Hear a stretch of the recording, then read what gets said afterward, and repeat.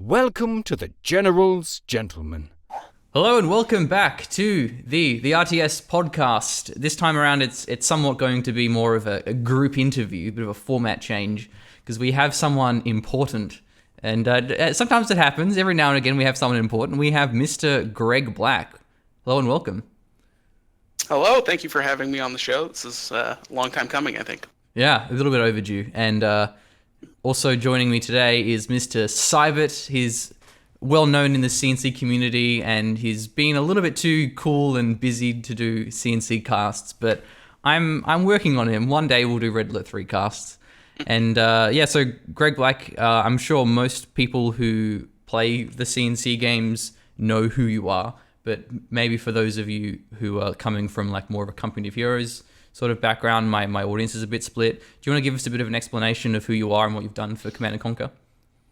Yeah, absolutely. So I'll sort of work backwards. Right now, I am the combat designer on Command & Conquer Rivals, which we just announced at E3. It's the mobile Command & Conquer Tiberium universe game. Before that, I was working on StarCraft 2 at Blizzard for 6 years. Before that, I worked at Zynga LA on a game called Empires and Allies for a couple of years, and before that, I worked at EA on Red Alert 3, Command & Conquer 3, Battle for Middle Earth 2, Battle for Middle Earth 1, Command & Conquer Generals Zero Hour, Command & Conquer Generals, and Red Alert 2 Yuri's Revenge is actually where I got started in the video game industry. So I've worked on a lot of RTS games and a lot of Command & Conquer games. Yeah, and so I didn't know you went back as far as Yuri's Revenge. Like, I knew you were in part of Generals, but man, Yeah, that's I actually have some pay stubs somewhere in a closet that actually say Westwood Studios on them. Wow. So, I started in QA near the end of that project. I wasn't there for very long, but that was my first game credit. I wonder how much you could sell that on eBay for. There'll be some Westwood fanboy that'll like spend their life savings on that pay slip. right. Yeah, It's like, I don't even think that would be someone who's like worried about the Command & Conquer Association. They're just purely like, they want that Westwood logo on as many things as they can get. Yeah, definitely. And you guys can have a good laugh at how little I was getting paid in 2001 to test video games. Well, you have to do adjustment for inflation. So You do. It's like, you know, do. It you was a get an good job. extra, I'm like- not complaining. I have one of the really old original Red Alert mouse pads, and I reckon it could sell for a fair bit. But anyway, we have a bunch of questions to go through today. We're mainly talking about Rivals, which I've been playing a lot, and I've done my video review for it, and so I've summed up all of my opinions on it pretty briefly there, I think. So that's a good entry point if you haven't heard my thoughts on it already.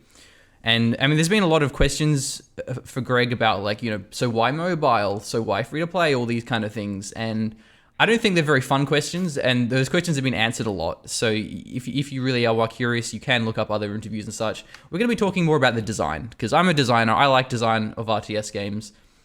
So and we'll have some nitty-gritty stuff to jump into. But let's start with a bit more contextual stuff. So when did you jump on the project? Because it wasn't at the original start of the project. No, it wasn't. I first saw the game back in, I think, late September of last year, 2017, and came onto the project early November, a couple months later. And at that point, the game was very much in a state that you would recognize. The hex grid stuff had been sort of figured out. The tap controls were figured out.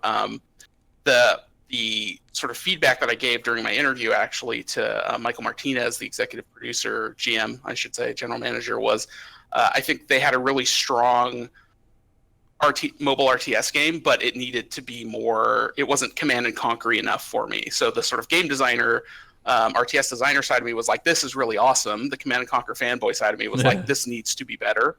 And part of what they brought me in to interview for was the combat designer. They needed somebody to come in and do a lot of the unit design and balancing. That's the same sort of thing that I was doing on like Command & Conquer 3 and Red Alert 3. But also they wanted somebody that could really help them sort of understand what is important in the Command & Conquer franchise and the Tiberium universe. Like what are sort of the sacred cows? What would be a taboo? Making sure that things that are important work in the right way, and making sure that when we're making a decision to deviate from the established norm, that we're doing it in the right places and for the right reasons. but the game, to get back to your original question, was sort of very much. It was still early, but it was still recognizable. You definitely see it and sort of recognize it as rivals. But we did make some pretty big changes to it over the course of the last 8 or 9 months before we announced. Yeah, so that leads in perfectly to two of my my next questions. But let's start with, again, something a bit more contextual. So why is Rivals set in the Tiberium universe? Why not Red Alert or Generals? That is a good question. That decision was made long before I came along. A lot of these questions are not designed for you specifically. They're kind of like you on behalf of the design team. Yeah, I think that the best way to answer this, I feel like from talking to them, because I've asked the same question myself actually. I was like, why are we doing this in Red Alert? Like I have all these unit designs. Or when people ask me for attack bears or whatever, I'm like, it's not that universe. I think the feeling at the time, and to give you a little more context, like the game that you see now, this hex-based real-time synchronous PvP game, went through a lot of hard design iteration.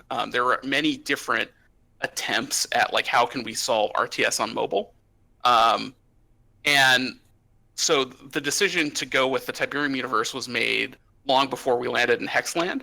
And I think a lot of the reason was it just felt like, it was sort of the, progenitor of Command & Conquer and sort of big, the popularity of RTS. Obviously, Dune 2 came first, and there were Herzog's Wine and a bunch of other games. But, the original CNC 95 was really a touchstone for that genre. And what they're trying to do is, sort of invent RTS on mobile, so it makes sense to use the franchise that sort of invented RTS on PC. Maybe not invented it, but really popularized it. The granddaddy of RTS. Almost more of a thematic decision rather than a one set into game design. Yeah, definitely. And I think that the game that we built, we could make a Red Alert version of it, certainly, and it would be awesome and it could work. You could make a Generals version of it. You could probably make a Battle for Middle-earth version of it. The core bones of the game could apply to a lot of different sort of fictional layers. I've thought about this question as well, and I think the Tiberium universe not only has more games to draw units from, because there are some units from CNC4, I believe, in Rivals, but also the problem with Red Alert 3 is the unit design is very quirky and very eccentric, and I like that. I think it's really fun, but it wouldn't be a good conversion to a new audience on mobile. Whereas Red Alert with CNC3, the units have a lot better visual clarity in terms of, you look at a buggy, it's kind of obvious what a buggy does. But if you take the equivalent in Red Alert 3, the sickle, like what the hell does that do? It doesn't, you look at it and it doesn't really make sense. And then also Red Alert 3, so many of the units are naval and jet units and amphibious, and you can't really, unless you add naval, which probably just wouldn't work and would be a terrible idea, you can't really use a lot of the units. So I think CNC3 is a better base for that reason, or just Command & Conquer is a better base, Tiberium, because there's a lot more to draw from. Red Alert, you'd probably have to invent a lot more stuff. Yeah, definitely. I think if you look at, when you're looking at the Tiberium universe, especially if you go all the way back to 95, most of the units in that game are pretty bog standard modern military. You get into flame tanks and stealth tanks and obelisks and ion cannons and all that fun stuff. But to your point, like a buggy looks like a buggy, sort of a medium tank just kind of looks like an Abrams or whatever. It is, the context there is more recognizable than where we went with Red Alert, certainly. I imagine unit design-wise, transferring from Generals might be an easier step than Red Alert. I know that it may not necessarily, because Tiberium, then Red Alert, then Generals, so thematically it wouldn't make sense, but Generals feels like would translate pretty well to that hex-based mobile style. Yeah, it's obviously the most straightforward sort of real-world incarnation of Command & Conquer, so I think you could make an argument there. I mean, one of the problems with working in the IP in Command & Conquer is that because we do have these three distinct lines, and even within those lines, the games can feel pretty different from each other, is that everyone has their own particular favorite, their own particular flavor that they love. So like for me personally, like CNC 95 was the business, and then Red Alert 2 came out and blew my mind. Like I think Red Alert 2 is like the high watermark of the series for me, and which isn't to say that I didn't love Generals. I did. Obviously, you know, I worked on those games in CNC 3 and Red Alert 3, and I love those as well. But you know, if you're going to ask me like, Greg, what Command and Conquer game should we make? What is the best one? I'd be like, Red Alert 2, absolutely. But you know, a lot of people are going to be like, oh no, I mean, Red Alert 2 is good, right? But I was a kid when Tib Sun came out, and Tib Sun I played for hours with my brother, and we'd stay up all night, and it was so dark and gritty and realistic and super sci-fi, and I love it. You know, for me, I'm like, ooh, Tib Sun, I pre-ordered that game, got it on the first day. It like crashed every time I tried to play a multiplayer game. It was kind of a buggy mess, so I don't have the same fond memories of it that a lot of people do. And you know, same thing with Generals. I remember when that game came out, lots of people were like, this isn't a Command and Conquer game. Where are the FMVs? Where are the harvesters? You know, this is just a craft game. What is this? Where for some people, like perhaps the Generals gentleman, for instance, Generals and 0 Hour is the high watermark for them. So it's hard to sort of nail down where you want to be in the Command and Conquer IP, because everybody that is sort of emotionally invested in it is invested in a different place. I find it funny that Tiberian Sun is set like 20 or 30 years before Command and Conquer 3, and yet it looks like it's in the 22nd century. Like the units are a lot more funky and sci-fi and techy, but then Command and Conquer 3, it looks like it's pretty modern. It doesn't really look that futuristic. Yeah, and part of that, you know, part of where we ended up on Command and Conquer 3, to be perfectly honest, is that a lot of the sort of creative leads on the dev team, myself included, certainly, you know, Jason Bender, I think I speak for him, but he's not here, so I will, you know, felt like we liked CNC 95 more than we liked Tib Sun. You know, we wanted to sort of try and bring Command and Conquer back to that sort of that place in the way we interpreted it, and that's where we ended up on CNC 3, and obviously like did some silly retcons with like, oh, budget cuts made us get rid of the walkers and all that sort of stuff. But sort of the reality was we were just like, yeah, we just like this other one better, and so we're going to focus more of our energy and attention in those directions. And then, you know, we did Kane's Wrath and obviously brought a lot of that stuff back because the community was like, we want this stuff, we like it, and we're like, okay, cool. So you know, we'll put it in the expansion. I don't know what got us on this topic, but yeah, it's, Tib Sun was a crazy game in terms of like how far into the future and how crazy everything got so quickly.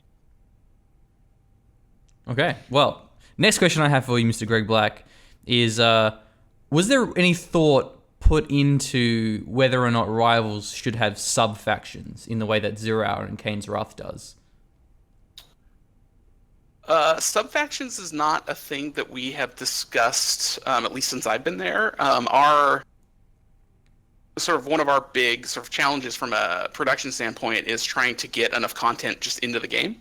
You know, it always feels like, especially when we compare it to some of our competitor games, it's like, oh, we just don't have enough units. We don't have enough stuff in the game, and that's partially because we have factions, right? Like if you look at other mobile strategy games, they tend not to do that, and one of the reasons is it means you have to create twice as much stuff than your competitors do. So we're already in a place where we feel like just trying to build out the roster as large as we want it is twice as much production for us, because we're doing, you know, GDI and NOD as opposed to like a Clash or something like that, where it's just like units. We just build units and they go into your roster and you can use any of them. So it's not something we've really discussed a lot in terms of sub factions yet, but the nice thing about these types of live service games is that there's a lot of business reason to keep adding stuff to them, right? Like you have to keep working on the game and keep adding things and keep refining things to maintain a healthy business. This isn't a one and done like you know, the PC RTSs were, where you sell the box and hopefully you get to do a couple of patches and then you're on to the next thing, right? It's definitely like not in the plan currently, but I don't think this is never ever possibly going to happen. You know, who knows? I kind of assumed it would be either a commanders or a sub-faction sort of design, and kind of in a similar vein to Command & Conquer Free-to-Play, if we can reference that. they were going very heavily with the like generals, and they have particular units, and y'all have chosen for the generals, and you have abilities, which I think works very well. I know Callum has some angry forum posts archived somewhere about some poor unit or poor design choices potentially made by the free-to-play team. I think you may want to say unit generals too, because I didn't know what you meant by Command and Conquer Oh. free-to-play, and then I was like, oh, generals too. Oh, I'm right. like, we're talking about Yeah. Tiberium alliances. Yeah. No. The locking of certain units out of the regular armory of a faction, so that they could be a general specific unit, and the choice to go with powers or abilities rather than units, I think works very well for the design. And one thing that I really like about Command and Conquer Rivals is the split of the factions. Is that even though you have some duality between the units in GDI and NOD have very similar unit types, and you have to have the same core units on each side, you still have two factions. You still have two sets of design and theme that go along, as opposed to some of the other mobile strategy games where everyone can have everything from any point. Yeah, and keeping obviously the faction diversity is really important to us. This is Command and Conquer has never really been craft level of asymmetry on factions. So that's not what we're aiming for, but like asymmetry is really important to us for all the reasons you're stating. It's something that we work hard to do while trying to ride the line of making sure that like people understand that like a rifleman and a militant, they're the same unit. They're thematically a little different, and it's important for me to like have that theme difference, even though the gameplay is exactly the same. But for the most part, especially as you get further up into the tech progression, we try and diverge gameplay and mechanics and all that stuff more and more and more. Yeah, and just a quick note on the commanders. I think when we're looking at the game right now, certainly when I'm looking at it, commanders are one of the vectors that we look at and are like, we can do a lot more here. We can make this a lot better. We can make these things have a bigger impact on the battlefield and stuff like that. So that's definitely a place where I think we're going to be looking moving forward to sort of add a lot of add richer gameplay there. For me, sub-factions feel like it would be a contradiction to the design where you pick your own arsenal, where you pick like 6 units and you pick a commander. Because if you have sub-factions, then you're basically locking certain content together, where it's like, well, I really want the catalyst missile, but I don't want chemical troopers. It would be easy to imagine chemical troopers and catalyst missiles sort of being part of the sub-faction together, but then you wouldn't be giving players as much flexibility to create their own little arsenal there if you're tying everything. Right, and it limits variety, and probably, I imagine it would lead to duplicate roles of units that are essentially reskins of other units, because the sub-factions would all need certain building blocks. Yeah, it's actually an interesting point you guys bring up. When you were asking me earlier sort of what stage the game was in when I first started, one of the things that was very different about the way the game worked back then was you didn't pick your 6 units, you picked 3 buildings, and each building had 2 specific units tied to it. So you'd get like the burrow lab or whatever, and that would have the scarabs, because they used to burrow, and the rockworm in it. And so you'd only pick these 3 things. And when we looked at like the combinatorics of the decks, it just like there wasn't enough there. And so one of my big initiatives coming onto the team was to redesign deck building. And we ended up with this system where you have the 4 buildings. You can pick arbitrarily any 6 units out of them, but you have to build the building first in combat before you can build the unit. And it was the guys that watch your channel, they'll think this is crazy, but even the core concept of I have to build a building before I can then build a unit from that building is a concept that we would find players struggling with, that weren't, obviously not RTS guys, but like people that were sort of more casual or sort of new to the genre that they just had a hard time with. And so that was something that, in terms of design iteration, we did a lot of iterations on before we ended up where we ended up, even though I think the system we have now feels obvious in retrospect. It actually took a while to get there. And when we had those, it was 1 building for every 2 units. The game was much less rich than it is now. And that was a big sort of a good inflection on the core combat side to make those changes to combat and to deck building. And we went from like I don't know, I did the math once, and it was like you went from like 58 possible deck combinations to 8,008 possible deck combinations with the same amount of content, right? So in retrospect, again, it seems obvious, but we were going down sort of a very restrictive deck building path at one point. Right, and to sort of speak to comparisons with other mobile games, because certain ones lack base building, and it's like that's such a great mechanic and makes so much sense coming from a Command and Conquer or a PC RTS perspective that is kind of foreign to many other similar mobile strategy games. The idea of resource harvesting in the way that you have implemented it, or base building.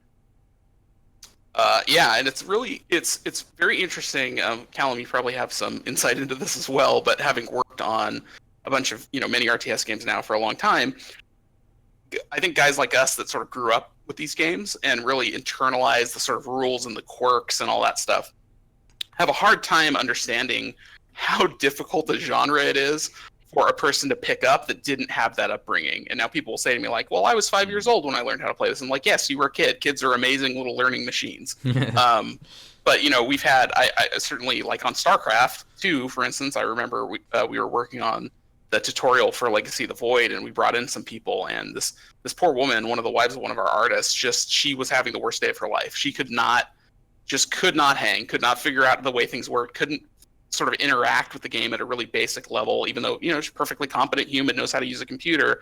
Just completely blew her mind away, trying to understand I left click to select and I right click to give orders. Like, that doesn't make any sense. That's not how computers work. Like, I have to manage all these things all over the map. I have sort of infinite agency all over the map all at once, and I need to be doing all these crazy things. And it's just anyone that thinks like RTS games are easy and anyone can play them should sit in a user testing session with people that did not grow up playing RTS games. It is a crazy, crazy genre, and crazy and difficult in a way that something like a MOBA, for instance, which is also a very complex genre, is not as hard for people to grok. And so one of the big challenges of Rivals has been, how can we distill down these sort of core elements that you're talking about, Sybert, like resource harvesting, resource harassment, base building, sort of strategic opener decisions, things like that, into a format that many more people can pick up and see why this is cool, why this is a cool genre, not just something for weird nerds like myself. Well, yeah, there's a lot I want to add to that. I mean, I think on the little joke about the kids being learning machines, I think not when we grew up with RTS, and not only as a kid are you more flexible, but it's also when we were kids, basically, if we had a game, it was like the only game we got that year, and if we didn't like it, well, too bad, you're playing it. Where now with Steam, everyone is so flooded with the games. People buying games on Steam for $3. So if you can't hook someone within half an hour of playing, they'll put it down and they'll go play something else. So it's just so much more competitive in terms of getting new people engaged, because there isn't that alternative. You're not getting a boxed game that you're stuck with. But yeah, there wasn't much in the way of like free to play downloadable games in 1995, cleaning out the garage during the $50 to buy Command and Conquer. Yeah. I didn't have Fortnite on my phone, certainly, to distract me from CNC. Yeah, and I also want to address the point that you raised about MOBAs, because, and I've talked about this before, but like MOBAs are just as challenging as an RTS game in terms of the learning curve, in terms of how much players have to do and think about and stress over. But the reason why people struggle with RTS as opposed to MOBAs, I mean, apart from the fact that they're obviously team games, but it's MOBAs have this anchor into the game. It's a lot easier for players to conceptualize. You're playing as this hero. You are Sand King, or you're Sona, or whatever you are in the MOBA. And then that kind of is your connection through to the game. Whereas when you play an RTS, you're like, wait, what? Why am I in the sky? Who are these dudes? Yeah, who am I? and just so even before you go on to the gameplay, just that sense of connection to the game in RTS is very confusing. Whereas and Rivals somewhat gets around this, because it's Rivals. You play as, well, I'm playing as Kane. Oh, well, I'm playing as Jade, and it has like the person versus person, something that the generals did quite well as also, and then you see like the MCV come in when the game starts, so it does actually anchor you into the game, pretty well. So I think that helps with retaining new people into the game because they have that connection through the game. But I think also the part of why Rivals works so well at getting new people to RTS is that it has a lot of externally presented gratification that they encounter early on. And that is something that RTS games struggle with. So, with RTS games, in order to feel like you're doing something good, you have to spend 20 hours learning the game and working out the importance of map control and of like, oh, I killed 10 workers, this is good. But you have to know why it's good. Where with Rivals, because of the way that the missiles work, it basically it's telling you when you're doing good. If you get a nuke and you fire it at your opponent's base, you're like, yeah, I did something good. I'm helping. I'm actually not losing. And even if you are still losing the game, the missiles create a lot of individual moments of success. So I've had games where I've lost, but I got some sick stalls where I'll like ion cannon some guy's launch pad, and then I'll send my hammerhead in over the middle pad and I'll stall it out just as it's about to fire on my command center. And you have those frenzy moments around the launch pads. So I think the launch pads as a mechanic is such a good mechanic because it actually makes there's a lot of individual moments of excitement and success in every game of Rivals that most RTS games where the only objective is destroy your opponent, you don't really get that. There's sort of it's a binary I won or I lost. Yeah, you're totally right. I mean, it's a huge problem, sort of foundational problem with RTS. I mean, obviously, when you're playing League of Legends or whatever, you kill a guy, right? Like you take that fight, you win, you have little micro victories in a way that, yeah, exactly. That even if you lose the game, that you don't necessarily have when you're playing StarCraft or whatever. And to your earlier point too, one of the things I thought was very interesting when I was working on StarCraft 2 is I would watch like Day 9 do his dailies, and a common thing would be like people would ask like, oh, so-and-so did this particular build against me. What do I build to beat roaches? And he'd be like, that's not what you need to worry about, dude. Like what you need to worry about is getting your macro on point. Probe pylon, probe pylon, probe pylon.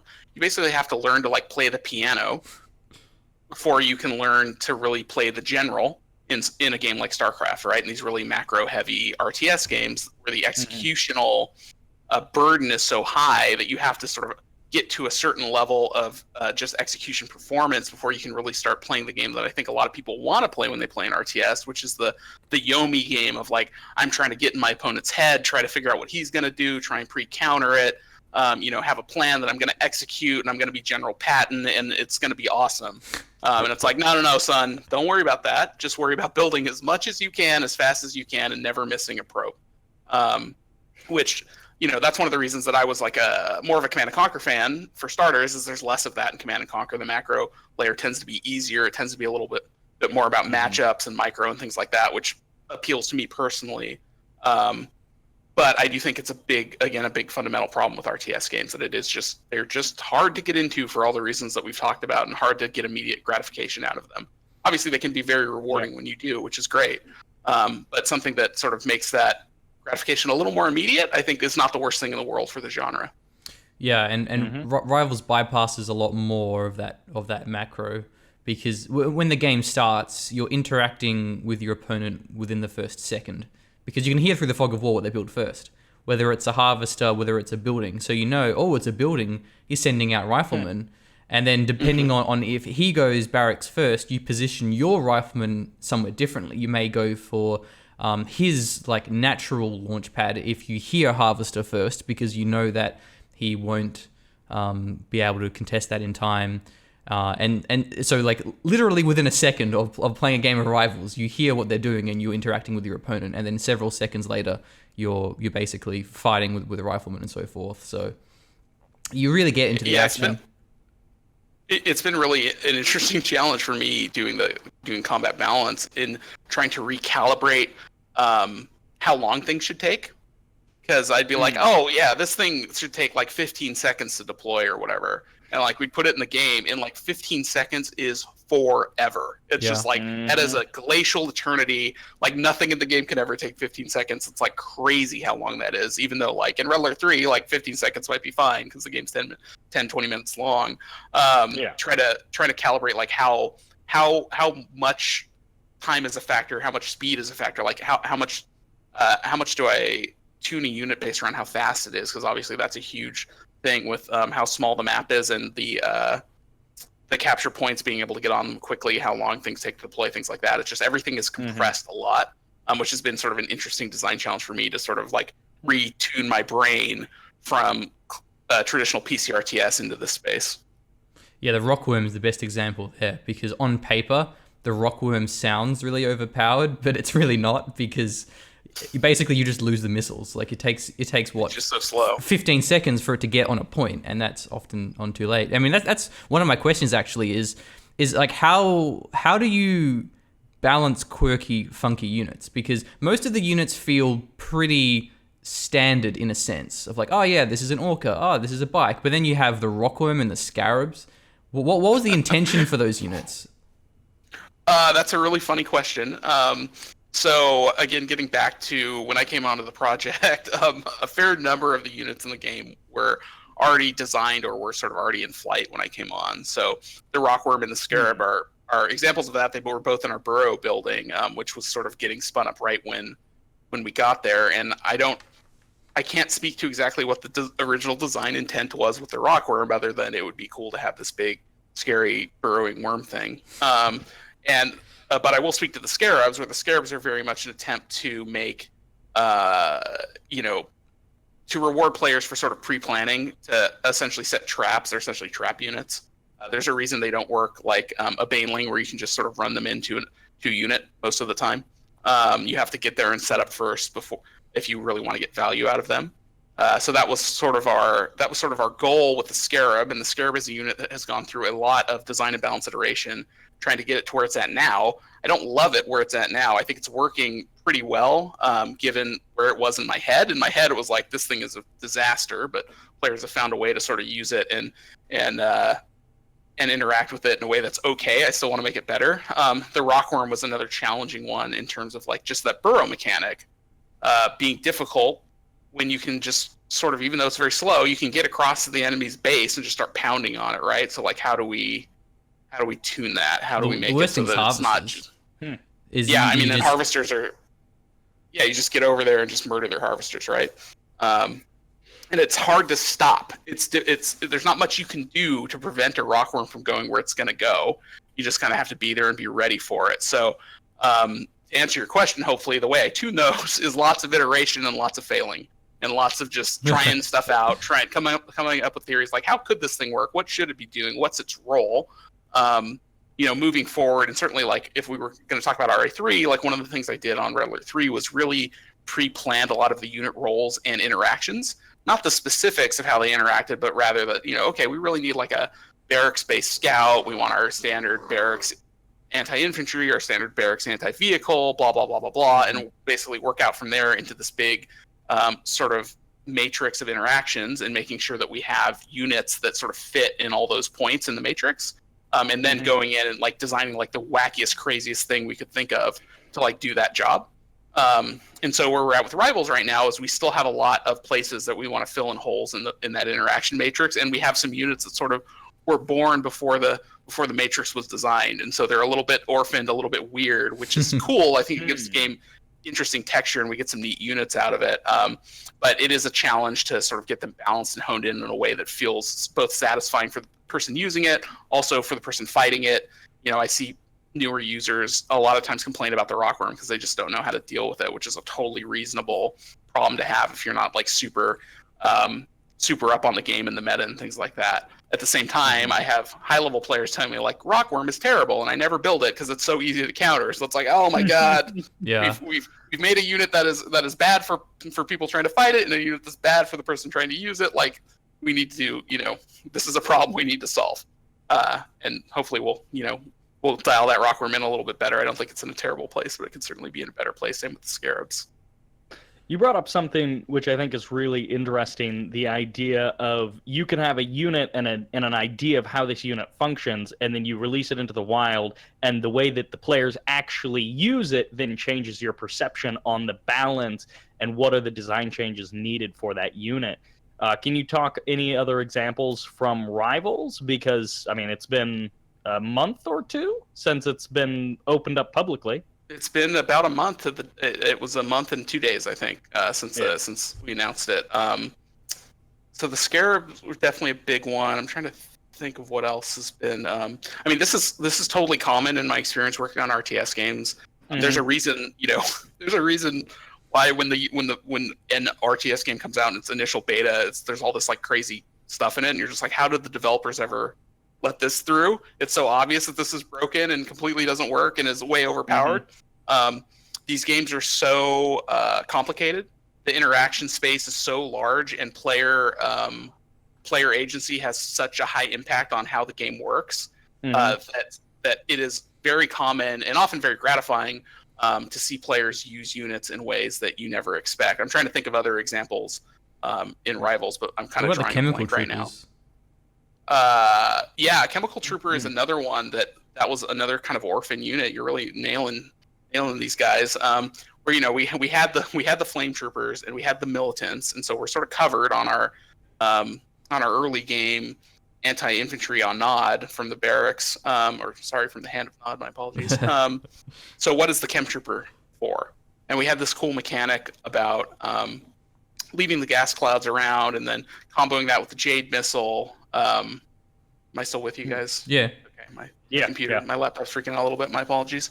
And so we're trying to figure out what to do with this guy, and we dialed into this place of trying to make them, I should say, a sort of area denial weapon, where you can put these gas clouds down and just prevent your enemy from going over there.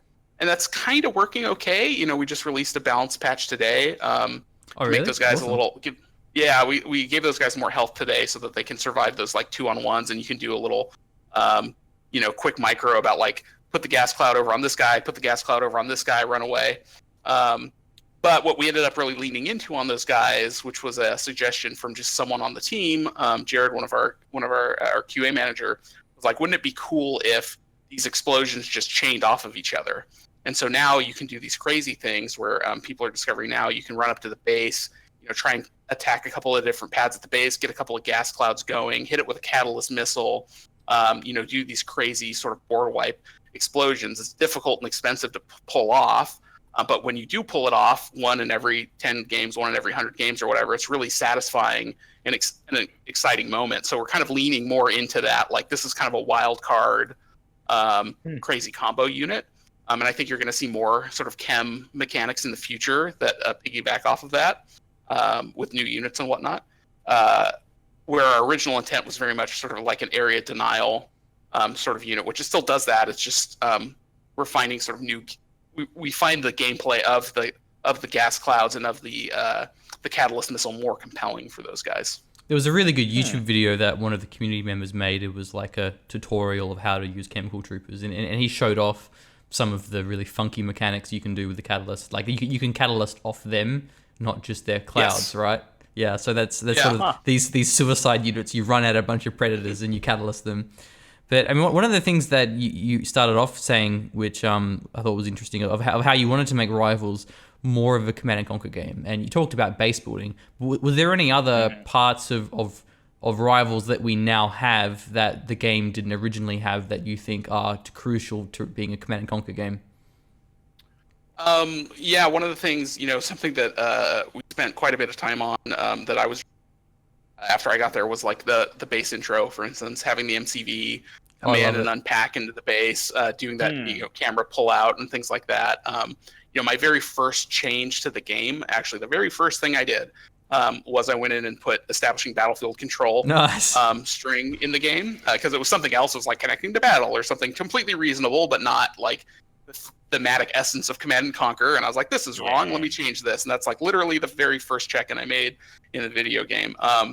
So there were lots of things like that. There's base intro was a big one that was actually surprisingly difficult to get working. It took a while, but we were all really, I know, right? We were all really kind of excited about it once it got in, and it just like seeing that base unpack. And again, we still have some work to do there. I still want to make it better, and but just getting that in really is one of those things that like, oh yeah, cool. Like it's putting me in the right headspace. Like hearing establishing battlefield control, having the like GDI EVA and the not EVA. There were some weird little inconsistencies in the game. Like at one point, the Orcas had sort of green engine, like the nacelles had like sort of like how the Banshees have sort of green energy jets on them. Like the Orcas kind of had that, and I'm like, hold on now. Like, let's not. I don't think GDI would be souping up their Orcas with Tiberium. This doesn't really make sense fictionally. Let's like pull that out, get the ducted fan in there, like get back to the classic thing. The obelisk at one point, for perfectly good design reasons, was sort of a burn down tower, like you'll see in a lot of mobile games, where we're just like shoot a single target and just keep firing at it constantly, just doing constant damage to it. Like for me, again, this is where it gets tricky because everybody has different ideas about what's important. For me, like the obelisk and the sound of it charging up and releasing that energy, that CNC 95 obelisk is like so burned deep into my brain that like that was just completely unacceptable. I'm like, this obelisk is, it's like the Tesla coil, right? It's like, I'm changing this thing. You can't stop me. This has gotta look and sound and feel just like the one, it doesn't look just like the one from Command & Conquer 95, but it needs to like maintain that essence because it's really important to me as a Command & Conquer fan. And there's just a whole bunch of stuff like that in the game that, I was coming in and putting my own particular brand of Command & Conquer fanboyism and directing it in that way, where, somebody else, if Sybert or if you had come in or if someone else had come in from the community and done the same job, they would have probably had different things. Probably some of them would have overlapped that they were like, this is super important. People have different favorite units. We must build power plants. Like, no, do we really need power plants? Do we have to have power plants? And that's another thing as well. Like, you talk about the things that was difficult from a design standpoint working on Command & Conquer 3 and Red Alert 3 was unit crushing is just a disaster for game balance. It's just really hard to get that working right. And some of why, the unit lethality was really high in like Red Alert 3, for instance, was just trying to make it so that the like missile guys could do enough damage to the tank in the time that it would take them to close the range of the missile guy before they'd run over the tank. Before they'd run over the missile guy. It was just one of those things that were just like, God, I wish this wasn't a thing that we had to do, but it felt so core. Crushing is so fun, right? It feels so core to the Command & Conquer experience, and it's one of those things that like it's part of that identity that we really felt like we had to have this in the game on CNC 3 and Red Alert 3, and I'm glad we did. But it did make sort of our lives harder from a design standpoint. With Rivals, that's just not going to work, right? Like if I can just drive my Scorpion tank around crushing infantry, it's just going to be a disaster. Vehicle openers, War Factory openers suddenly become a lot stronger. Totally, it's just completely unstoppable, right? But I'm like, but this is a Command & Conquer game. We have got to have crushing in the game. It's got to be in the game. I'm sorry. And so, another one of my things was I'm going to put crushing in the game, and people were like, "What are you doing, you crazy person? Like, what? Stop! Don't do that!" And I'm like, "No, hold on, trust me."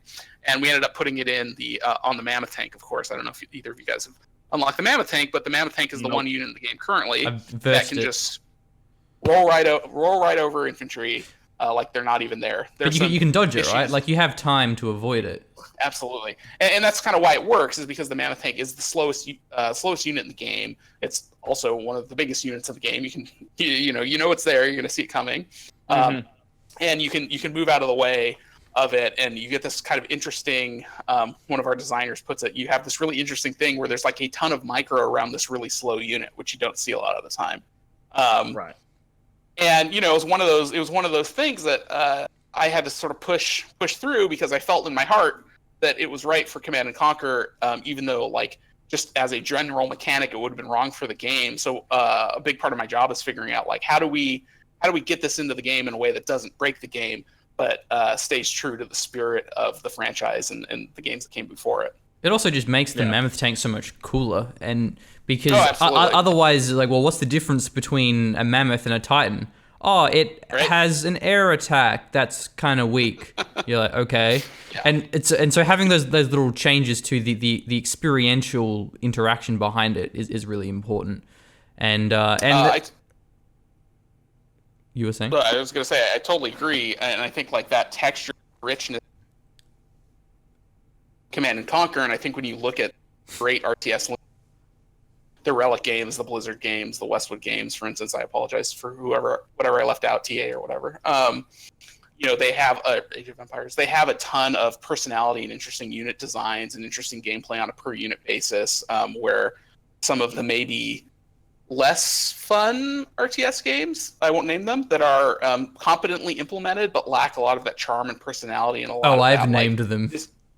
I'm sure you have, but out of professional courtesy, I will withhold my judgment on those games. But that they tend to be just kind of bland and uninteresting, even though like they're checking off all the right numbers. This is like a reasonable RTS game with reasonable mechanics that someone has designed that runs well on my computer. But there's just some je ne sais quoi that's missing from the experience that I think when you play like Generals and you look at like, you guys would be shocked at how much time we spent collectively on Generals trying to get the rocket buggy to look right when it was moving around. Like the suspension on the rocket buggy and the technicals was like a huge engineering and design challenge that we spent like probably way too much time and effort on. But man, every time you build one of those units, you just feel it, right? It's just fun to drive around. Yeah, it has such a great look and feel. Yeah, and then you combine that with interesting mechanics and sort of unique little mini games that you get to play with these units, and you start to get something that's memorable and special in the RTS in RTS games. And that's another thing actually that on Rivals that I've tried to bring to the table is really getting a lot of that personality in the unit. So like when you see you see, what did you call them, the star jumps on the riflemen, when you see them doing the jumping jacks, and the militia, buggies, the militia fire with one hand, but the riflemen fire with two.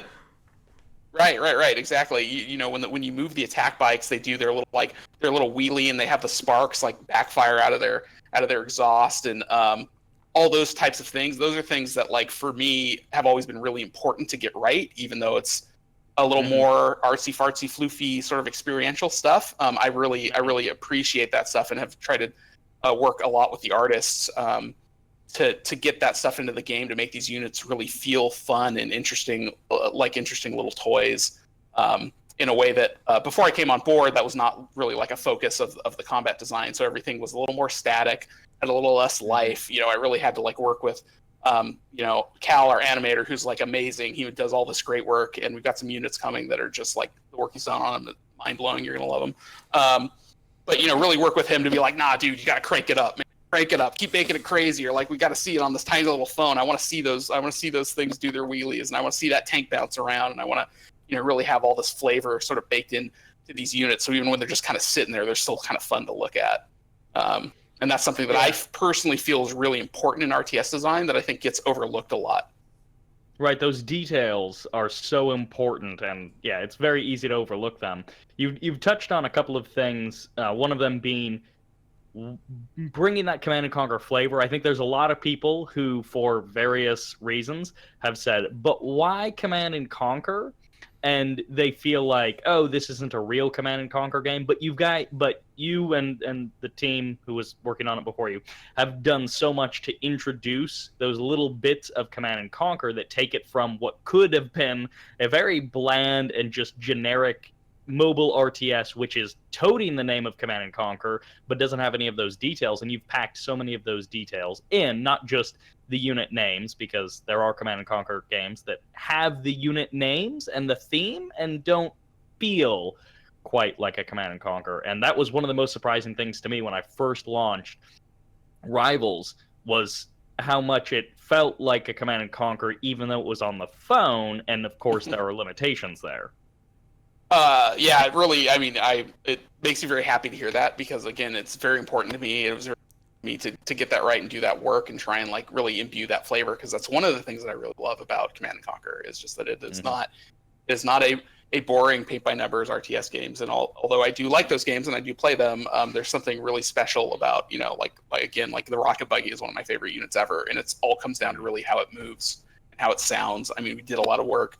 Our audio guy Jason, he's done a lot of work with me to try and like get the unit lines feeling like Command and Conquer, and like he's done some awesome stuff trying to get like make sure the stealth tank when it stealths, like it samples the original like CNC 95 stealth tank sound, because again that's the sound that's like stuck in my brain. So one of the benefits of my position on the team is that I get to be like, no, it needs to sound like 95 stealth tank. That's the one I want to hear. I want to hear 95 obelisk, and working with all the disciplines in this sort of audiovisual presentation to really bake that stuff into the game. And I think we will continue to do more of it. We will continue to do better at it. And as we're adding more stuff to the game and revisiting old stuff in the game, we can really dial in that Command and Conquer flavor even more. Nice. Yeah, the obelisk is the best example because not only does it have a really iconic sound of the pew, but you also have that charging, that really ominous and then the sound of doom. It gives you time to actually avoid it. So you walk into a hex and you hear and you're like, oh crap, and you run away and you time it off. But all right, so let's move on. So one of the things that I want to talk about is the economy system in Rivals. And I'm talking to the in-game economy. And so what was the intention for that? Because the thing that really makes the economy unique in Rivals, for better or for worse, is that it isn't just about cost. Timing is as much of a consideration, and a lot of the times it's actually more of a consideration, especially if you're building a lot of early game units. Yeah. So there are a couple of systems that are a lot of Brian trying to achieve some design goals. You cut out a little bit there. Can you cut out for a little bit? Can you say that again? Yeah. Sorry. The econ system and the cooldown system and some of our other stuff there. We've done a lot of work to try and achieve some design goals that our creative director Ian set up for me and for combat, which is we want a lot of different things, and we're trying to achieve a lot of different things with these systems, which is why they're kind of weird and unique. A big one is we want the game to try and stay as close as possible for as long as possible. We want comebacks to be a thing that you can do. We want to put a limit on the number we have in the game at a given time, partially because we played with it where we're sort of unbounded on cooldowns, and it just becomes this crazy thing where you don't have a lot of intentionality behind your units. You're just like building them as fast as you can and sending them anywhere in the battle as fast as you can. It's just like, becomes a sort of really spammy, less interesting game. We want to have a lot of intentionality behind and I think this is probably getting more to what you're asking, behind sort of your starting decisions. Like, am I going to go Harvester Barracks? Am I going to go Barracks Harvester? Am I going to go War Factory Harvester? Am I going to go War Factory no Harvester at all for a while and just maybe spam some attack bikes or whatever and try and take out their Harvesters? We look at it in terms of like you look at sort of a game of StarCraft. Do I want to do my fast expand? Do I want to do my greedy build where I'm going to push out 2 Harvesters right away?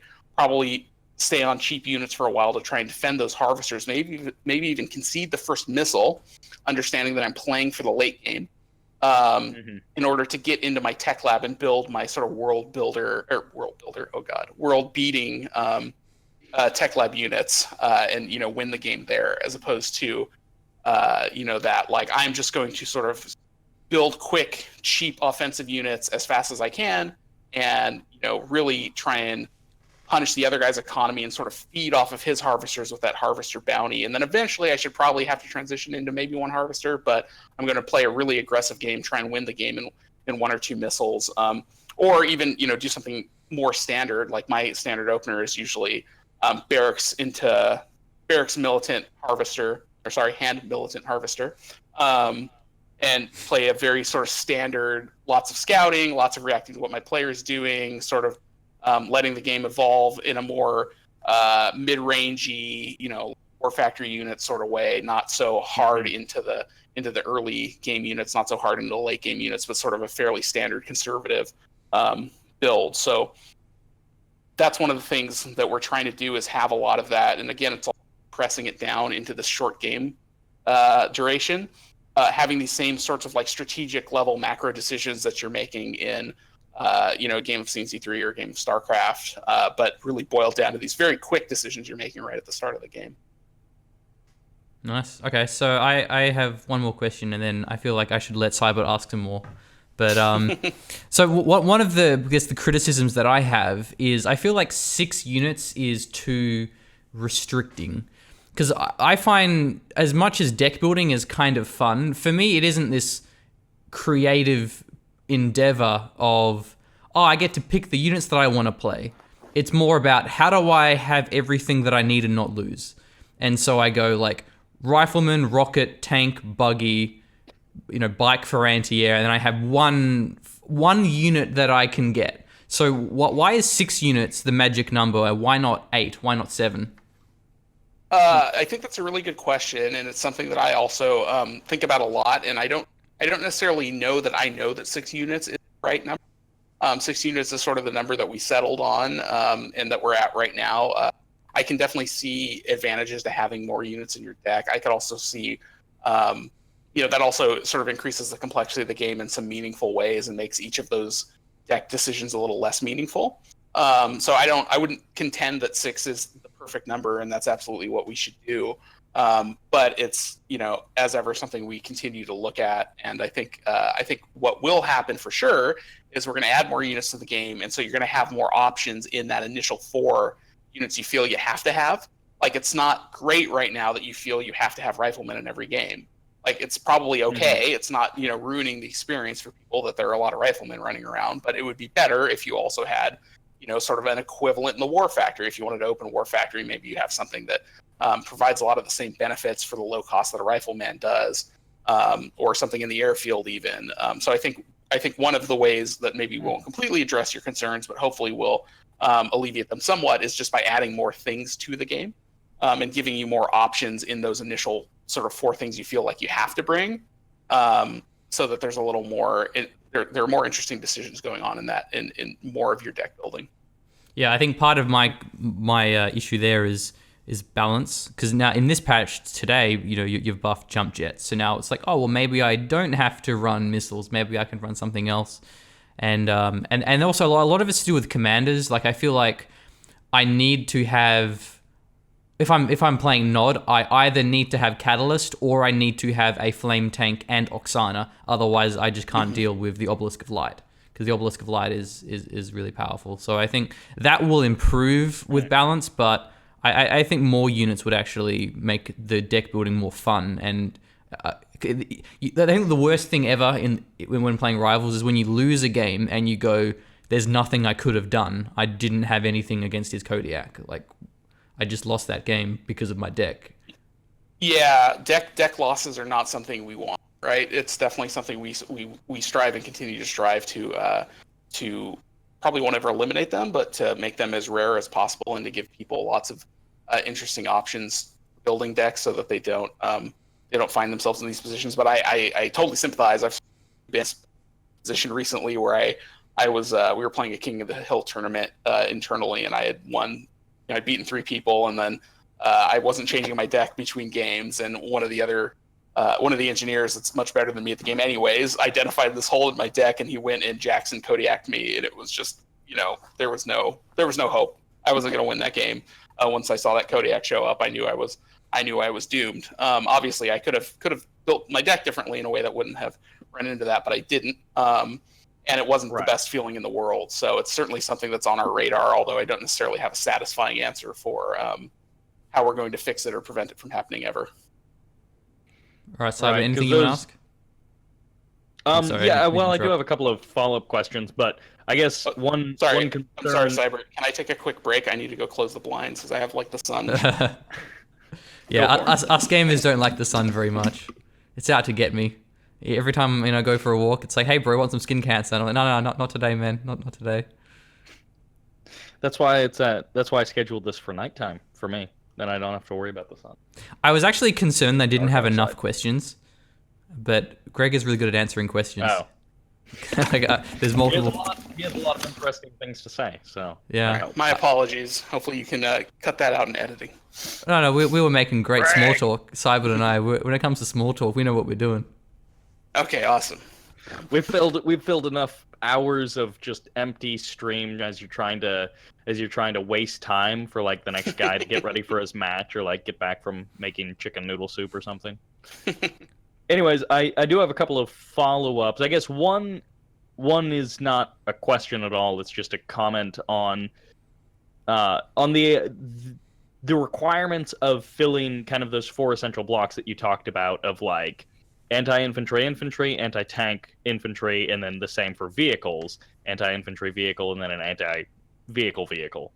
Those same 4 blocks, you really want to make sure that you're covering your bases, which I guess kind of genericizes the decks. Like you have all of these potential options, but in like a realistic deck building scenario, there's 80% of the slots are going to be used up by your safety picks.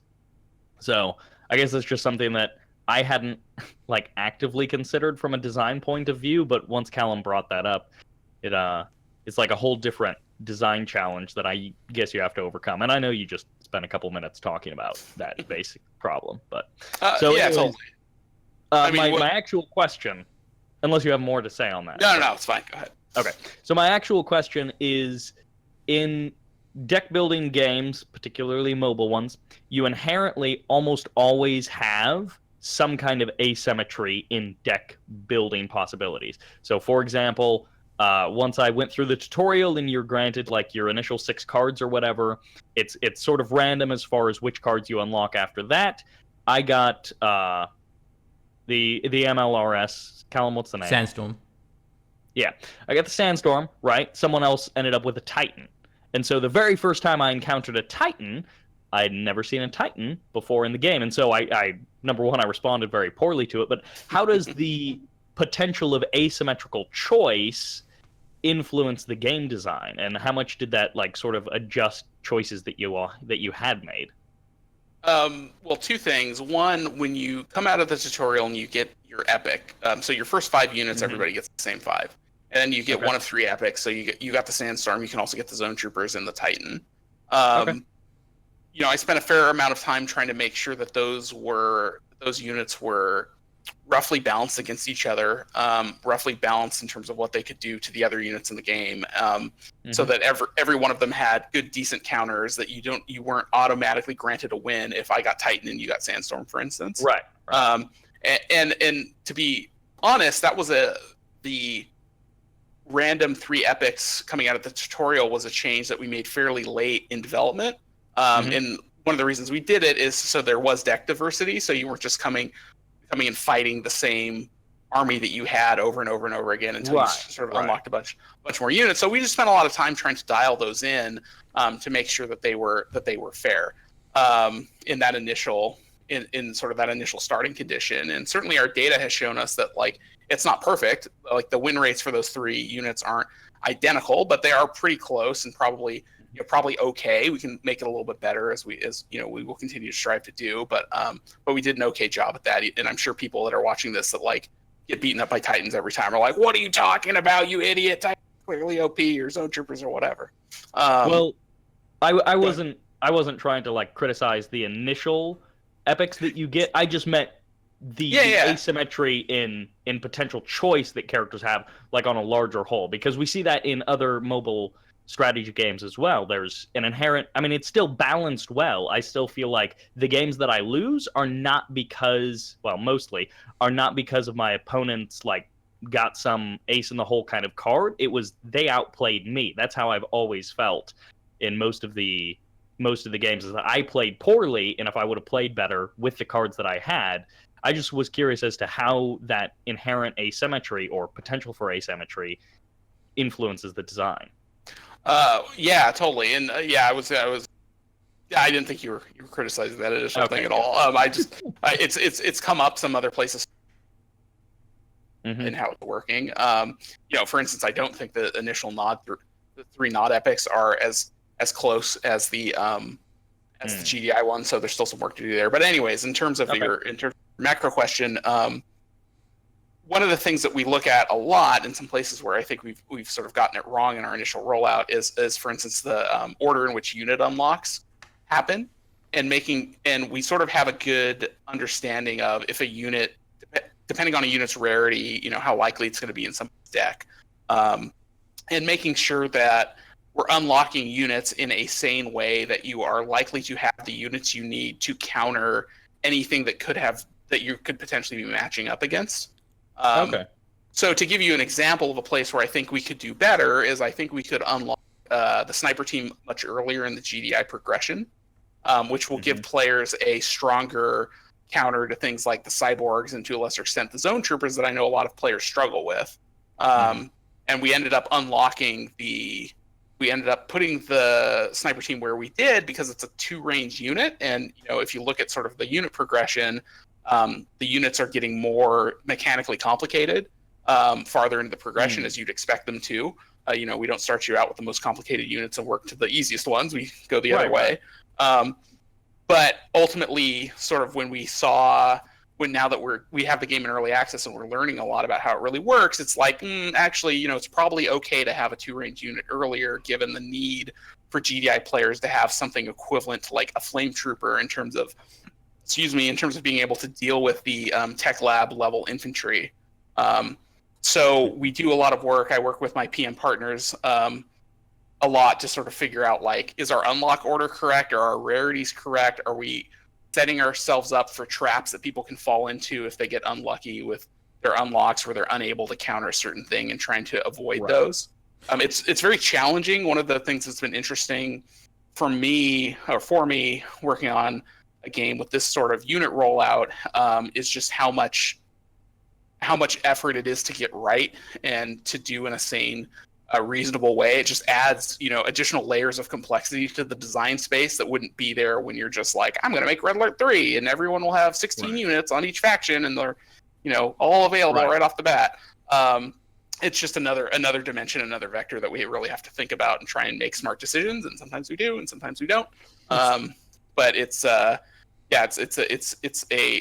challenge. I will put it that way. I don't know that we've quite nailed down the secret sauce of always getting it right yet. See, I don't have a problem with those tech lab units because there are low tier counters. If my opponent has a sandstorm or a titan, I can build rockets. If my opponent has zone troopers, I can build riflemen. And while they may not work directly, they'll certainly work for cost. Like, you can basically kill zone troopers with a single squad of riflemen. And the way that sorry to interrupt real quick. I think part of the reason you're not, I understood going into it that those counters were there, right? So when people are like, I can't counter the cyborg, I'm like, sure you can. But you are like a much more sophisticated RTS player, right? So you understand like something like cost efficiency is like, I can spend 20 Tiberium on militia and I can beat a cyborg that costs 120 Tiberium, right? Like, that's a good trade. Yeah. Where a lot of times people are looking that aren't quite up at your level are looking for a more direct sort of one-to-one, like, what do I build when they build these things? They don't quite understand that I have to like 2-on-1 this thing in order to kill it. Sorry, and I apologize. No, it's a good point. I mean, and I know that there is also effort in trying to communicate that. So when you when your opponent fields something for the first time and you're like, oh, what's this thing do? You can look at it and it shows you a little icon of what it's strong against, and then like if you have the rifleman selected, the zone troopers will highlight green to tell you that the riflemen are strong versus them. And I know also, like, if you lose to something for the first time, it tells you, hey, MLRS are bad against this. You can counter them with this. So I know there's effort put into that, and I mean the problem with the little icon that tells you what things are good against, like your opponent, is you can't really see it on a phone because it's too small. It's like really the only thing I felt like the phone is limiting me because I can't see this. I mean, but yeah, we spent a bit. I was kind of laughing because we spent a bit of time iterating on. Oh, he's cut out again. Yeah, you cut out again briefly. Can you repeat that? Okay. Sorry. What I was kind of laughing as you were talking about that. I did it random again. Things. Same spot. Really? What is going on? It's happened a little bit, but it hasn't been bad. So you should just keep going. Okay. I apologize. I'm on Wi-Fi. I should have wired up. Well, your video is fine. It's only your audio that cuts out briefly. Oh, that's bizarre. Let me move my microphone a little bit.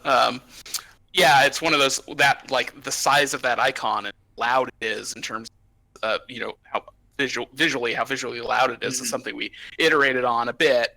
Probably not enough, and it was really, really super loud at one point, and people were like, this is kind of annoying, and so we shrunk it back down, and I think we maybe moved it a little too far in that direction. Yeah, but to sort of follow up on that, the thing that Sybert brought up, and I was saying that I don't have a problem with unit. I mean, apart from things like air units, apart from certain things like artillery units, I think what is actually a bigger problem for progression and fairness is the commanders.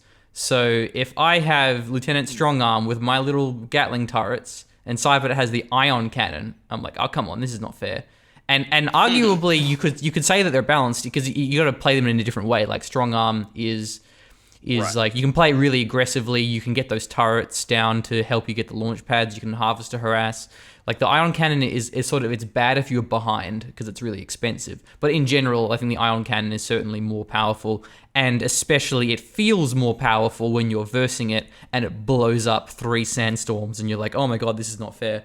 So I think the challenge of how do you balance commander progression is going to be way more of a challenge than unit, because there's direct rock paper scissors counters for units. I think the problem with Ion Cannon and the Obelisk of Light is that they are the second commander that you unlock.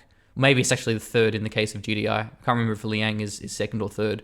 But I think... Yeah, I got the healing, not the okay, well, certainly Kane is second. Maybe, Ion Cannon's third.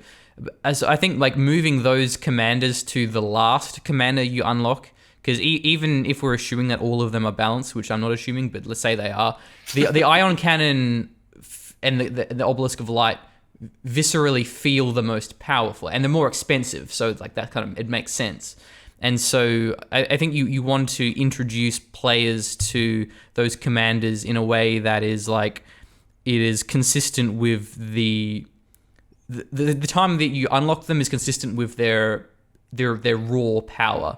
And I think that'll make them feel more balanced, because like even when that Liang heal was really overpowered, it didn't feel really overpowered because you're like, damn, this healing drone, it's slowly repairing his tanks.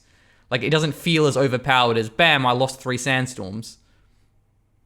Yeah, it's an interesting perspective on it. I think reasons ended up the things that unlock behind Ion Cannon Obelisk are more subtle in their effect. So healing, so the buff powers.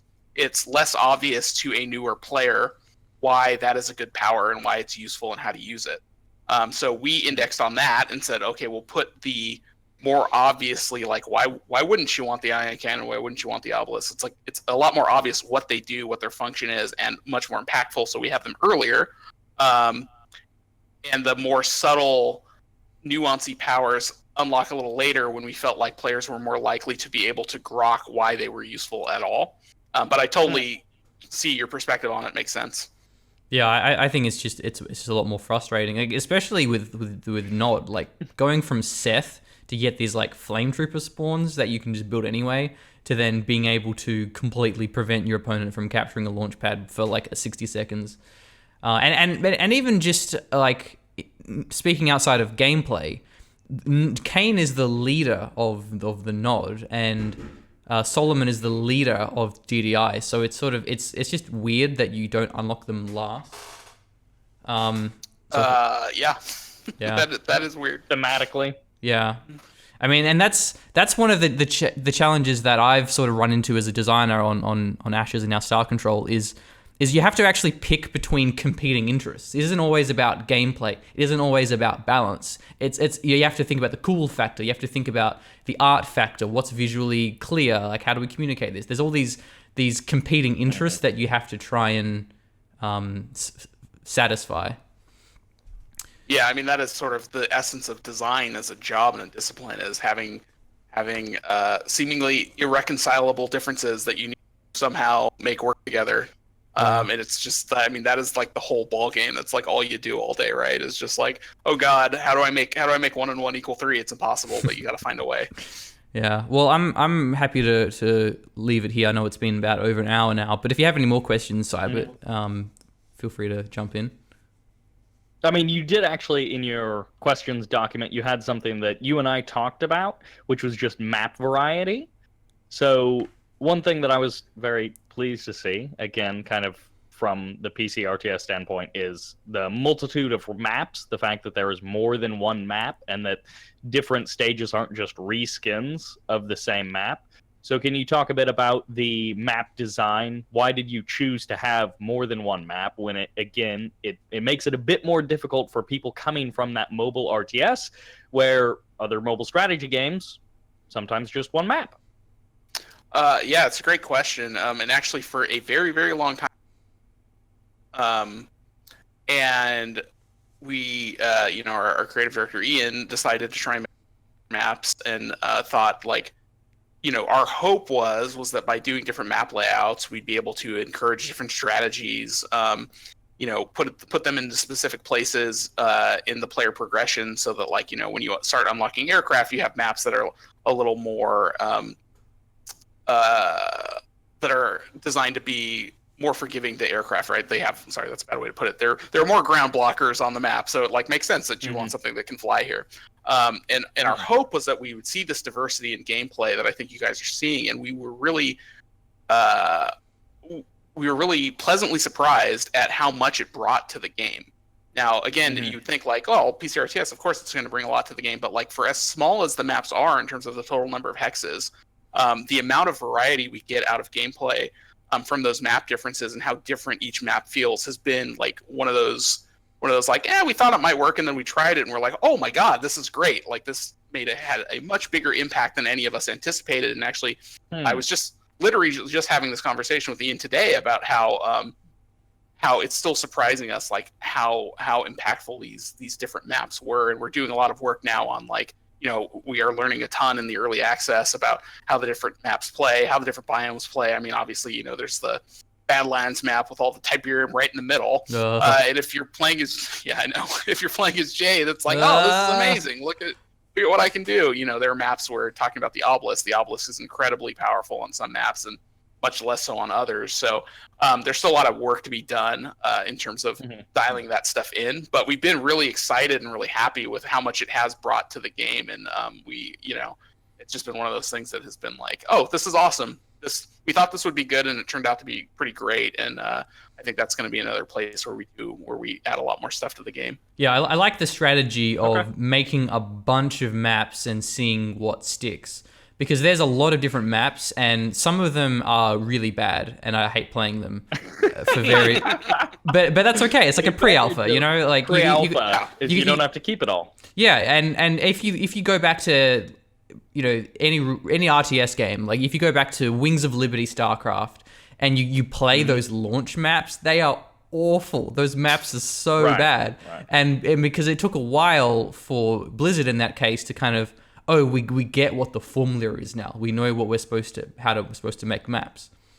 And you see that in Command and Conquer, where the most of the launch maps are kind of bad. Like there's only really 2 or 3 maps that people play, but then there's a whole bunch of custom maps that community members have made, and now all of a sudden you have incredible variety in Zero Hour and in Kane's Wrath, and I'm glad, because as a caster I kept getting sick of Tournament Desert, and for a long time it's the only thing that people played, but now it's not even the case. People play all kinds of different maps, and actually you've probably seen these, but a lot of the Zero Hour maps are actually CNC3 maps, like Pipeline Problems that was converted into a Zero Hour map. It's like Gorge Drought or something, and there's a whole map pack of CNC3 maps made in Zero Hour, and they work really well.